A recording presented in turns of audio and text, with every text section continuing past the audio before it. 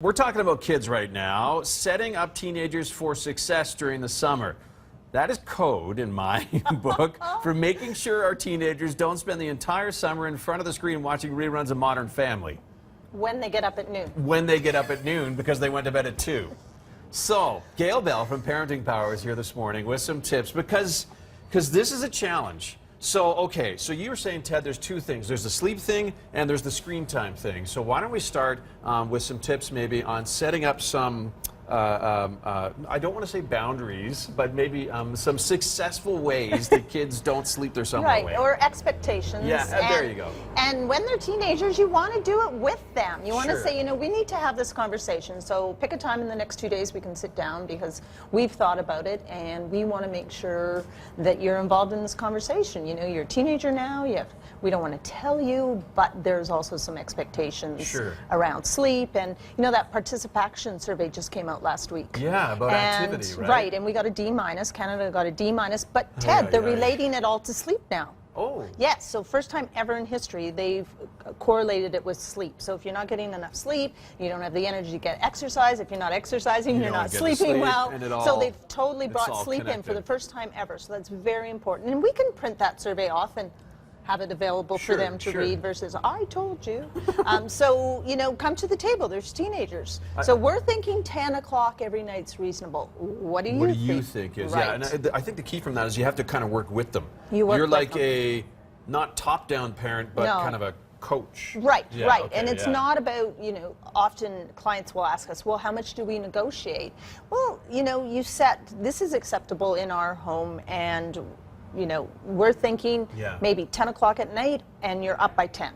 Sure. So what do you guys thinking? think? Yeah. Right. Okay, that's fair. So go along those ways. Now we have to, so sleep's hugely important. Yeah. We also have to talk about screens. Yeah, because I think they're definitely connected. They are. Be it phone time, computer video games, or watching reruns of Modern Family. It doesn't matter what it is, right? Right, or Netflix for or whatever. hours. So we don't want to say they can't have screens because technology is a great thing. It's absolutely part of their social life.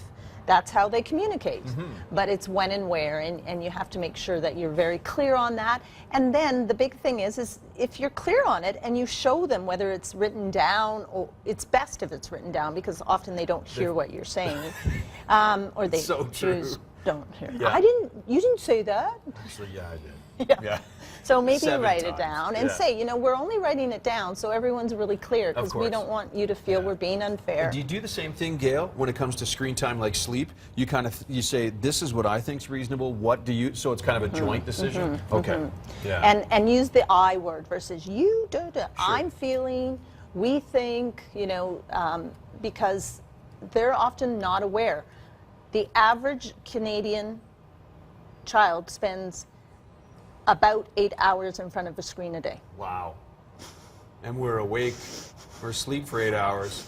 So well, we're hoping they're almost asleep for 10. Yeah, hoping. So it's a lot of time, and they may not be aware of that. So we always say, give them the benefit of the doubt. You may not realize. But set some limits on those screens, but you have, now it's a parent's responsibility to follow through. Yeah, and how do you do that?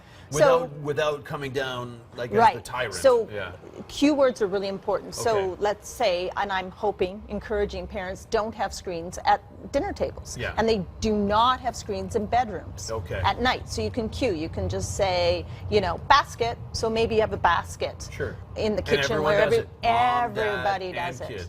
So you just cue versus, Joe, we've talked about this. Why do you have your phone at the table again? What are you thinking? You know, you can say basket, please, counter, please, whatever you want to do. And same thing at night, you know, and they'll say, but I'm not on it. And you'll say, great, I'm glad you're not on it. But if you're not on it, we don't need it in the bedroom. There you go. Yeah, there's a lot of kids watching movies all night. I know, right? I know, it doesn't matter the size. Yeah, it's temptation, right? If people want to find out more about Parenting Power, how can they do that? Right, so you can follow us on Facebook and Twitter, and we're parentingpower.ca. .ca. Thank you, Gail. Good advice. Andrew Schultz.